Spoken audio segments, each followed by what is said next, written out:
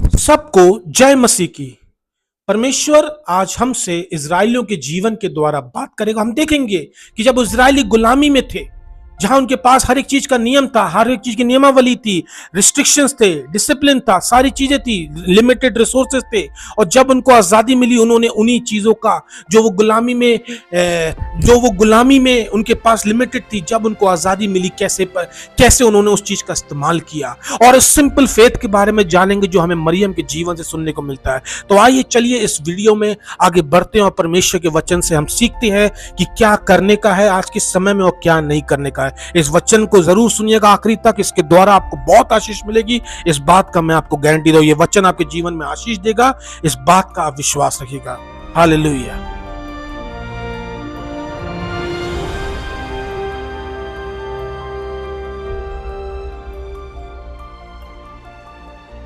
आप सबको प्रभु यीशु मसीह के नाम से जय मसीह की। परमेश्वर का धन्यवाद देते हैं इस सुंदर समय के लिए। और आज हम परमेश्वर के वचन से सीखेंगे, क्योंकि जिस पल हम पैदा होते हैं उस पल से लेकर मृत्यु के समय तक हम सीखते रहते हैं। दुनिया के लेसन्स हम सीखते हैं, सिद्धांत सीखते हैं, अलग अलग बातों को हम सीखते हैं। और आज भी परमेश्वर के वचन में हमारे लिए कुछ बात है जो आज के दिन हमें जानना जरूरी है। ये कल के लिए नहीं है, ये परसों के लिए नहीं है, जो हमारा समय बीत गया ये उस समय के लिए नहीं है, लेकिन ये आज के लिए है। तो इस वचन को सुनने के बाद हम इस बात को ना सोचे कि यदि कल ये बात पता होती तो मेरा आज का जो जीवन है वो कुछ अलग होता। नहीं, ये वचन आज के लिए है और आज की आवश्यकता के अनुसार परमेश्वर आपको ये वचन दे रहा है। आइए हम एक छोटी सी प्रार्थना करते हैं। परमेश्वर पिता, परमेश्वर पुत्र, परमेश्वर पवित्र आत्मा, आपका धन्यवाद। आज के दिन आप अपने वचन के द्वारा हमसे बात करेंगे। इस बात का हम परमेश्वर विश्वास रखते हैं। इस प्रार्थना को तेरे बेटे यीशु मसीह के नाम से मांगते हैं, आमीन। एक बार फिर आपको जय मसीह की। आज हम बाइबल से कुछ सिद्धांत को सीखेंगे। इजरायलियों के जीवन से हम कुछ सिद्धांत को सीखेंगे और मरियम जो यीशु की मां थी, इन दोनों के जीवन से हम कुछ ना कुछ आज सीखेंगे। और हम इजरायलियों के जीवन पे जाते हैं, जो कि निर्गमन की किताब से हम देखते हैं कि कैसे इजरायली 400 साल तक गुलामी में थे और उस गुलामी में रह के वो अपने कार्यों को करते थे और बंधुआई में थे, परेशानी में थे, दिक्कत में थे, कर्जे में होंगे शायद। हमें उन परिस्थितियों के बारे में इतना विवरण बाइबल में नहीं मिलता है, लेकिन यदि मैं आज के समय या उस समय भी मैं किसी गुलाम की अवस्था को देखता हूं तो मैं इस बात को समझता हूं कि गुलामों का जीवन आसान नहीं होता है। उनको हर दिन अपने रोटी, कपड़ा और मकान के लिए संघर्ष करना पड़ता है। उन्हें हर दिन एक चुनौती के समान जीना पड़ता है। जो बुजुर्ग हो जाते हैं, जो काम करने लायक नहीं रहते हैं, उनका जीवन और संघर्षमय हो जाता है, क्योंकि घर में कमाने वाला व्यक्ति एक कम हो गया है और अब वो कमा नहीं सकता, हमें उन्हें खिलाना पड़ेगा। और यदि हम और इसकी गहराई में उतरें तो हर दिन एक औरत, एक पति, एक बुजुर्ग अपने परिवार के लिए निरंतर संघर्ष करता है ताकि वो उस पल की खुशी को पा सके या एक दिन और इस दुनिया में जी सके। वो इसलिए नहीं जीते कि उनको जीना है, लेकिन जीना कई बार उन परिवारों की मजबूरी बन जाता है, क्योंकि वो अपनों को मरता हुआ नहीं देख सकते। और ये आज के दौरान भी हम इन बातों को देखते हैं कि जब हमारा जीवन एक गुलामी में बीतता है, हम किस तरह से निराशा में अपने जीवन को उतार देते हैं। ये इजरायलियों के पास भी ऐसा ही समय इनका गुजर रहा था। इन लोगों के पास एक निर्धारित दृष्टिकोण था, जिसे मैं कहूं अंग्रेजी में कि ये लोगों के पास एक माइंडसेट था कि सुबह उठना है, घर का खाना बनाना है और गुलामी करने जाना है। और फिर वापस आना है, वही खाना खाना है। और शायद बाइबल बताती है कि करीबन लाखों लोग थे, 20 लाख, 10 लाख, 15 लाख, 22 लाख, ऐसे लाखों लोग थे। कुछ एक दो या कुछ 100 परिवार गुलामी में नहीं थे, लाखों लोग थे गुलामी में। मिस्र की जो उनके लिए बंधुआई करते थे, उनके लिए शायद भवनों का निर्माण, महलों का निर्माण, सड़कों का निर्माण, खेती बाड़ी करना, अलग अलग फील्ड में हर व्यक्ति कुछ ना कुछ तरह से गुलामी करता होगा। और उस गुलामी का पूरा उनकी दिनचर्या का उनके पास एक प्रॉपर निर्धारित समय था, एक टाइम टेबल था कि इस समय ये होना है, इस समय ये होना है, दोपहर के खाने के लिए इतने बजे आपको ब्रेक दिया जाएगा, इस समय आपको ये करना है। और रात के समय जब ये परिवार दिन में पूरी मेहनत को करके चकनाचूर होके वापस आते होंगे, तो शायद ये प्रार्थना करते होंगे। अब मुझे नहीं पता इन लाखों में से कितने लोग यहोवा को दुहाई देते थे, उससे प्रार्थना करते थे, लेकिन मैं एक बात जानता हूं जो बाइबल में साफ लिखी है, वो ये है कि यहोवा तक इनका दर्द पहुंचा, यहोवा तक इनकी दुहाई पहुंची, और परमेश्वर ने मूसा को इन लोगों को गुलामी से निकालने के लिए चुना। तो मुझे नहीं पता इन लाखों लोगों में कितने लोग होंगे, लेकिन बाइबल का परमेश्वर हमें इस बात को बताता है कि यदि नगर में एक व्यक्ति भी होगा तो परमेश्वर उस नगर को माफ कर देगा। और वैसे ही हम अंदाजा लगाते हैं, शायद कुछ 100 हो, शायद कुछ लाखों हो, और शायद पूरे के पूरे हो, लेकिन इस बात से फर्क नहीं पड़ता कि ये कितने लोग यहोवा को दुहाई लगा रहे थे। इस बात का कोई इन बातों से लेना देना नहीं है, लेकिन जो लोग दुहाई लगा रहे थे, सब थे, कुछ थे या एक था, लेकिन वो दुहाई परमेश्वर के कानों तक पहुंची।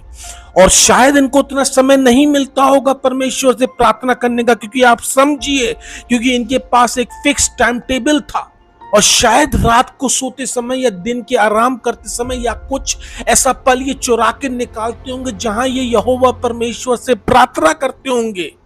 क्योंकि गुलामी में आदमी के ऊपर काम का बोझ होता है, परिवार की जिम्मेदारी होती है, और ये आजाद लोग नहीं है कि जब मन चाहा जो करना चाहा, जहां जाना चाहा, नहीं, इनकी एक सीमा होती है, लिमिटेशंस होती है, रिसोर्सेज, हर एक चीज लिमिटेड होती है, और उसी के अनुसार से ये कुछ पल चुरा के यहोवा के सामने प्रार्थना करते होंगे। क्योंकि इनके पास, आप समझिएगा, एक गुलाम के पास हर खाने की चीज या हर मनमाहा वरदान उनके पास नहीं होता है। हर एक चीज बहुत निर्धारित होती है, हर एक चीज बहुत सीमा में दी जाती है। उनका घूमना फिरना या खाना पीना ऐसा नहीं कि उनको राजाओं के समान जो मन में या आया वो हम खा सकते हैं, या जहां जाना चाहे जा सकते हैं, जिस समय हमें सोना है हम उस समय सो सकते हैं। ना खाने की आजादी है, ना बैठने की आजादी है, ना सोने की आजादी है, किसी चीज की आजादी नहीं है। और ये गुलाम है, इनके पास जो भी रिसोर्सेस है, जो भी खाना बनाने का सामान है या जो मेहनत करने का सामान है, वो सब लिमिटेड है। जो दिया जाता है वो ही इस्तेमाल करना पड़ता है। शायद इनको खाना दिया जाता होगा या सैलरी दी जाती होगी या कुछ सिक्के दिए जाते होंगे, हो हमें नहीं पता, लेकिन ये पता है चाहे कुछ भी दिया जाता हो वो अपरंपार नहीं दिया जाता होगा, वो एक निश्चित सीमित मात्रा में इनको दिया जाता होगा, और इनको निर्धारित दिया जाता होगा, इनको इंस्ट्रक्शंस दिए जाते होंगे, इनको पूरा गाइडलाइंस दिया जाता होगा कि भाई आपको फलाने को ये, भाई तो मैंने बोल दिया, उस समय वो क्या बोलते हैं मुझे नहीं पता है ना, लेकिन उनको एक निर्धारण दिया जाता होगा, गाइडलाइंस दी जाती होंगी कि आपको ये करना है, कि आपको इन इंस्ट्रक्शंस का फॉलो करना है, आपको ऐसे इस काम को करना है, इस तरह से बिल्डिंग को बनाना है, इस तरह से खेती को करना है, इस तरह से खाद को डालना है, इस तरह से सड़कों को बनाना है, इस तरह से पत्थर को ऊपर लेके जाना है, इस तरह से आपको अपने घर की सीमा इतनी ही देवड़ी में रखना है, इस तरह से आपको अपने परिवार के लिए सारा काम को करना है। पूरा गाइडलाइंस, पूरा मैप इनके अनुसार नहीं था। वो लोग जो इन पे प्रभुता करते थे उनके अनुसार इनका दिनचर्या सेट होता था, उनके अनुसार इनको पूरे निर्देश दिए जाते थे कि ये चीजें आपको करना, ये चीजें अलाउड हैं, ये चीजें अनअलाउड हैं, ये चीजें आप कर सकते हैं, ये चीजें आप नहीं कर सकते हैं। और आप समझिए ये जितनी भी पीड़ा में थे, चाहे इनको बीमारी हो गई हो, चाहे इनको खाना पर्याप्त ना मिला हो, या उनके पास पैसे ना हो, या उनके पास कुछ आपातकालीन कोई बीमारी आ गई हो, कुछ नहीं इनके पास एक व्यक्ति जिनको ये जाके कंप्लेंट कर सके और तुरंत इनके लिए एम्बुलेंस आ जाए। नहीं, अगर होगा भी तो वो अपने समय अनुसार इनकी जरूरतों को पूरा करेगा नहीं करेगा वो उसके मन पे है, उनके मन पे वो डिपेंड करता है कि भाई हम आपकी हेल्प करेंगे या नहीं करेंगे। ये किसी को जाके कंप्लेंट नहीं करते मेरी छत टपक रही है भाई साहब इसको सही कराओ। भाई साहब कहेंगे आओ तुम जरा खोपचे में, है ना, भाई साहब इनको सही कराना है छत या नहीं कराना वो भाई साहब के दिमाग के ऊपर है ना। तो इनके पास ऐसा नहीं था कि ये जाके किसी को भी कंप्लेंट कर दें कि भाई हमारे पास खाने के लिए, वो कहेंगे जितना है उतना खाओ वरना जो है वो भी लेके चला जाऊंगा। इस ऐसी मनोदशा में ये इजरायली लोग जी रहे हैं। खाने का समय है, उठने का समय है, काम करने का समय है, और काम नहीं करोगे तो खाने को नहीं मिलेगा। समझिएगा, आपको मेहनत करना पड़ेगी तभी आपके बीवी बच्चे आपके बुजुर्गों को खाना मिलेगा, पैसा मिलेगा, जो भी मिलता हो वो तभी मिलेगा जब तो अपने हाथों का पैरों का इस्तेमाल करोगे मेहनत करने के लिए। दिन में कोई फ्री टाइम नहीं है कि नहीं भाई 12 से 1 से 2 हमारा फ्री टाइम है, लंच टाइम है, हम जाके रेस्ट कर रहे हैं। नहीं, फटाफट रोटी खाओ और दोबारा से काम पे लग जाओ। ये काम है जो आज के दिन तुम्हें पूरा करना है। कोई फ्री टाइम नहीं जैसे आज हमारे पास फ्री टाइम होता है, नहीं है इन गुलामों के पास वो फ्री टाइम, इन इजराइलियों के पास वो फ्री टाइम नहीं है। बहुत कम समय है इस सारी दिनचर्या के अंदर उनके पास कुछ समय बचता है जहां वो अपने परमेश्वर यहोवा को अपना दर्द बताते हैं, अपनी जरूरतें बताते हैं। आप समझिए इन इजराइलियों की मनोदशा को मैं आपको समझाना चाहता हूं कि हम मूसा के बारे में तो बहुत जानते हैं, हम सब कुछ बहुत जानते हैं, लेकिन इन इजराइलियों की भी मनोदशा को जानना है, क्योंकि ये प्रार्थना तो कर रहे हैं कि परमेश्वर हमारे लिए कुछ कर। 400 साल हो गए परमेश्वर से प्रार्थना करते करते, और फाइनली परमेश्वर ने डिसाइड कर लिया कि चलो मैं तुम्हारे लिए कुछ करता हूं। तुम प्रार्थना कर रहे हो तो मेरे को कुछ करना पड़ेगा, और मैं प्रार्थना को सुनने वाला परमेश्वर वो करता है। कैसे? हम सब जानते हैं कि मूसा को भेज के इनको मिस्र से निकालता है परमेश्वर, और निकलने से पहले आप इस बात का स्मरण रखिएगा कि परमेश्वर इनको ऐसा नहीं कि एक रात को मूसा आया और उनको धीरे से लड़ाई लड़वा के या चुपके से चोरी से दीवाले कुंदा के पहले 1000 को, पहले फिर 10,000 को ऐसे करके टुकड़ों में नहीं निकाला। विजय यात्रा के द्वारा परमेश्वर ने इनको वहां से निकाला है, और निकलने से पहले इन सारे इजरायलियों ने देखा कि जिस परमेश्वर की दुहाई ये पिछले 400 सालों से दे रहे थे वो कितना पराक्रमी है। 1 नहीं, 2 नहीं, 3 नहीं, 4 नहीं, 5 नहीं, 10 आश्चर्य कर्म परमेश्वर ने इनको मिस्र में दिखाए, जो एक जीवित व्यक्ति के लिए देखने के बाद उनका जो नजरिया है वो पूरा बदल जाए यदि आज के समय में इस तरह से कुछ हो जाए तो। और ये केवल इजराइलियों को परमेश्वर दिखा रहा है कि देखो तुम्हारी प्रार्थना के द्वारा मैंने क्या किया है। और वो इजराइलियों ने सारे आश्चर्य कर्मों को देखा कि परमेश्वर इनको चोरों के समान नहीं, राजाओं के समान यहां से लेके जा रहा है। और याद रखिएगा, जब ये उस देश से निकल रहे थे, लोग अपने अपने तमाम कीमती तोहफों को लाके, मिस्रियों ने लाके इन इजराइलियों को दिया। सोना चांदी, खाना पीना, है ना, हर एक चीज इनको लाके दी। They God bless them with their enemies hand. परमेश्वर ने उनके दुश्मनों के द्वारा उनको आशीषित किया और उनको गिफ्ट्स लाके दिए। परमेश्वर का वचन साफ इस बात के बारे में बताता है कि जब ये निकले तो इनके हाथ खाली नहीं थे, वो भरे हुए थे। वो भरा परमेश्वर ने। ये जो 400 साल की गुलामी में थे, परमेश्वर इनको ऐसे ही नहीं निकाला, इनको भरपूरी से उस देश से निकाला। और फिर इन्होंने आके देखा कि वो समुंदर जिसको पार करना के लिए अलग अलग पुल लगेंगे शायद, क्योंकि ये कंस्ट्रक्शन देश से थे तो जानते थे पुल बनेगा या कैसे एक समुंदर को हम पार करेंगे, कैलकुलेशंस होंगी। परमेश्वर ने कहा नहीं, हमें कोई कैलकुलेशन, तुम लाखों होगे लेकिन मैं अकेला ही काफी हूं तुमको इस संकट से निकालने के लिए। और हम सब जानते हैं कि जहां पानी बहता था उस पानी के बीच में से अब सूखी जमीन दिख रही है, एक रास्ता बन गया। परमेश्वर ने पूरी रात पुरवाई चलाई और परमेश्वर ने उस समुंदर के बीच में से रास्ते को निकाला।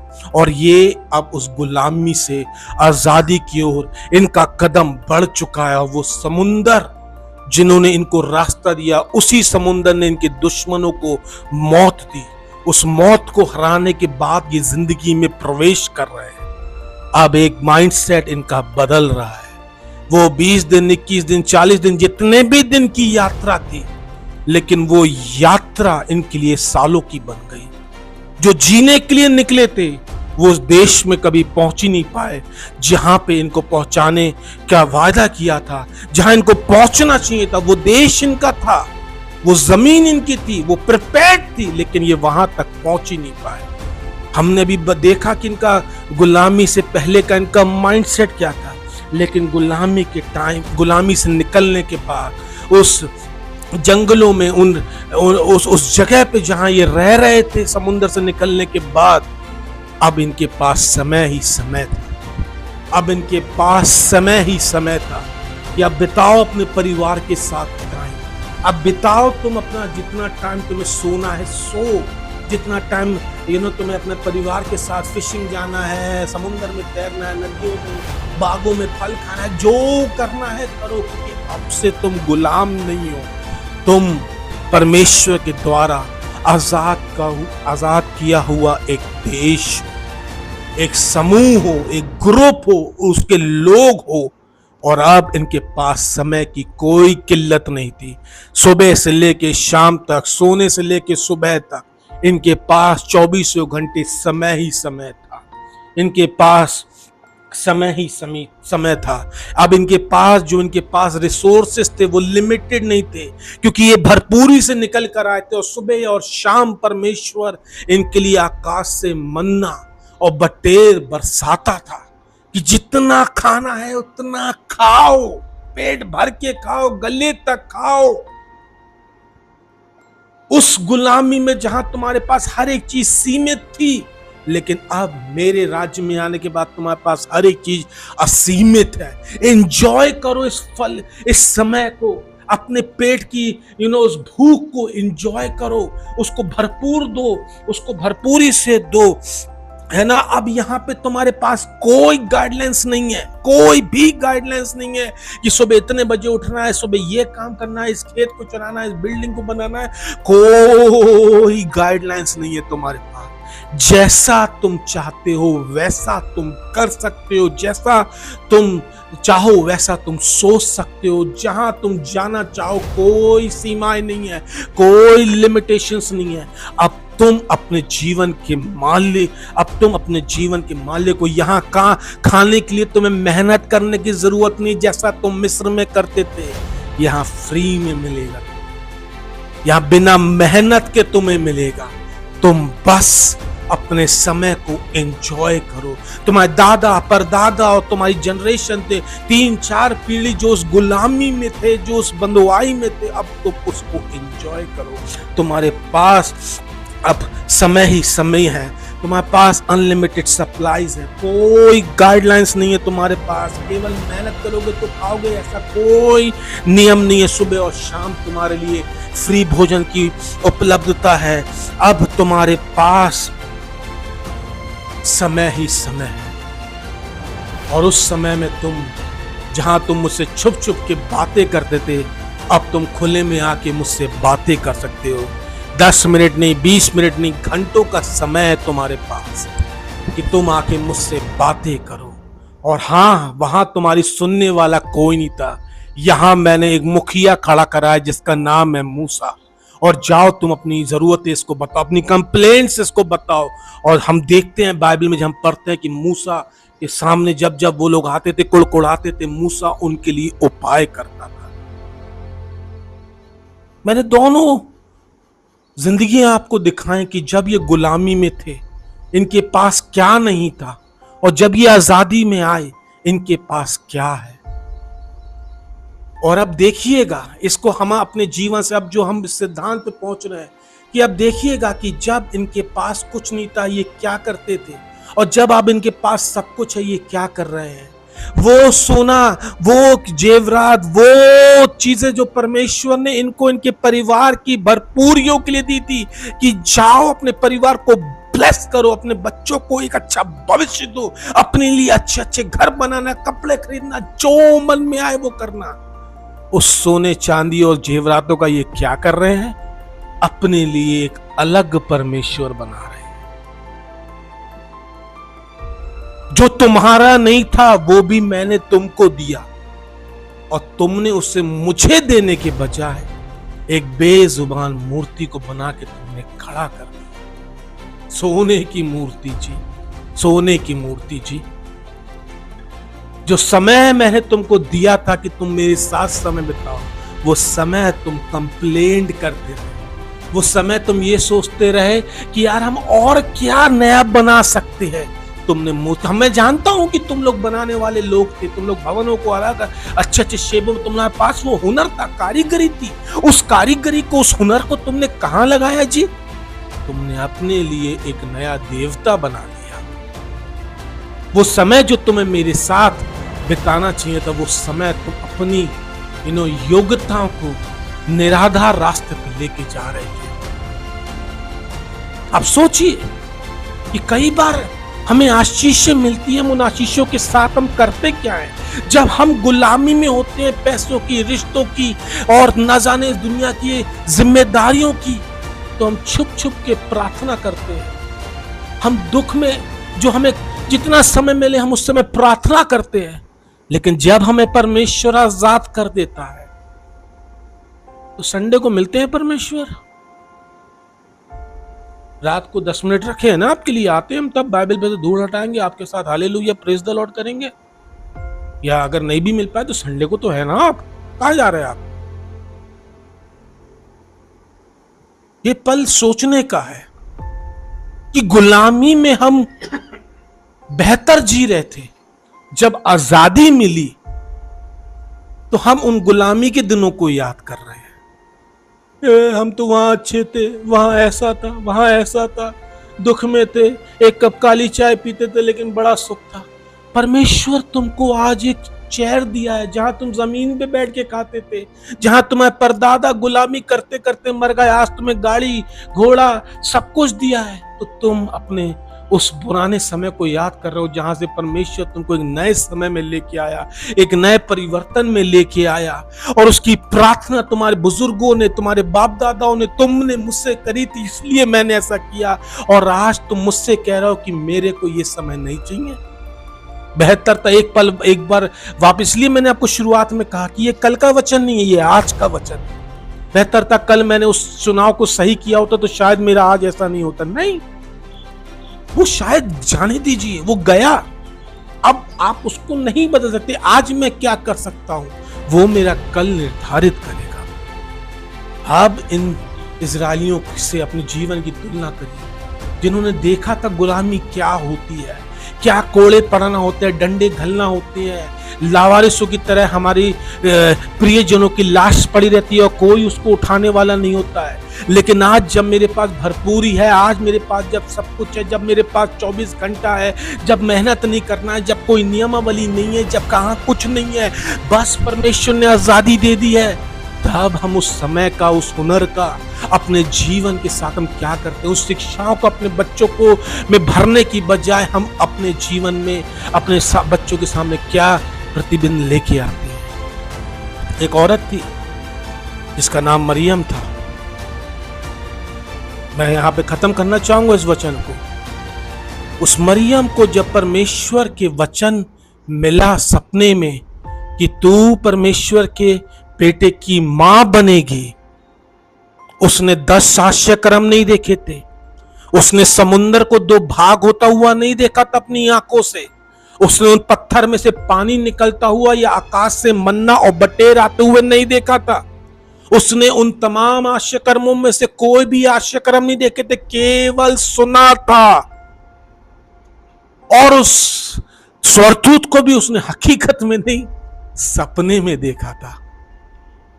और उसने कहा कि परमेश्वर, मुझे तेरे वचन के अनुसार।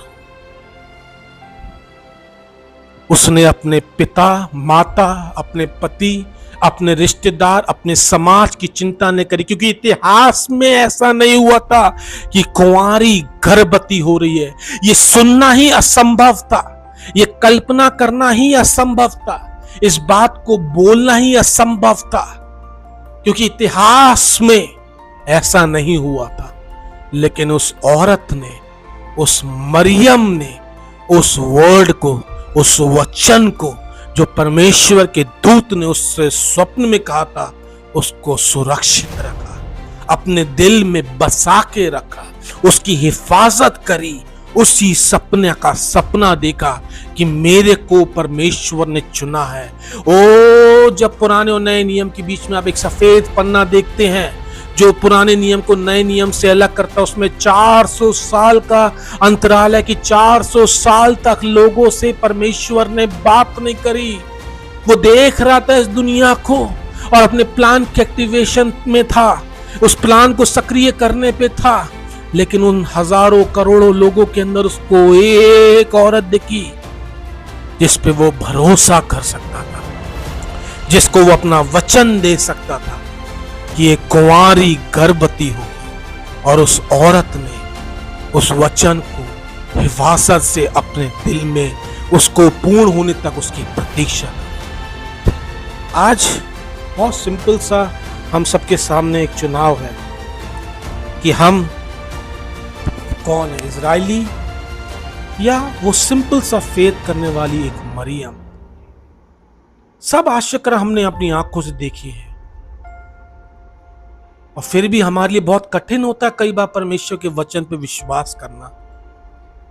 और वो मरियम जिसने केवल परमेश्वर के वचन को सुना, उन इजरायलियों ने भी सुना, लेकिन विश्वास किसने किया, इस बात का चुनाव आज आपके सामने है। आप किस प्रकार से अपनी इस आजादी को जीना चाहते हैं कि उस मरियम को वो आजादी मिली और उसने उस आजादी का बिल्कुल सही प्रयोग किया। इसलिए आज आप और हम उसके बारे में बात कर रहे हैं। और वो इजरायली लोग मिल गए उस मिट्टी में, नहीं पहुंच पाए उस परमेश्वर के उस प्रॉमिस पे, उस सपने पे, लेकिन मरियम पहुंची उस सपने पे जिसे परमेश्वर ने उसे दिखाया था। वो इजरायली नहीं पहुंच पाए उस सपने तक जिसे परमेश्वर ने उनको दिखाया था। आज बहुत सिंपल सा चुनाव है, कितना जोड़ भाग करेंगे, कितनी कैलकुलेशंस करेंगे अपने दिमाग में। कई बार सिंपल होना भी हमारे जीवन के लिए बहुत बड़ा फर्क को लेके आ सकता है। हम इस पैसेज को आगे कंटिन्यू करेंगे। परमेश्वर आप सबको आशीष करे। यदि आप आज हमारे वचन को पहली बार सुन रहे हैं तो कृपया हमें सब्सक्राइब करें, है ना, नोटिफिकेशन को ऑन कर लें, इसको लाइक करें, शेयर करें, अपने कमेंट्स करें किस बारे में आप और सुनना चाहते हैं।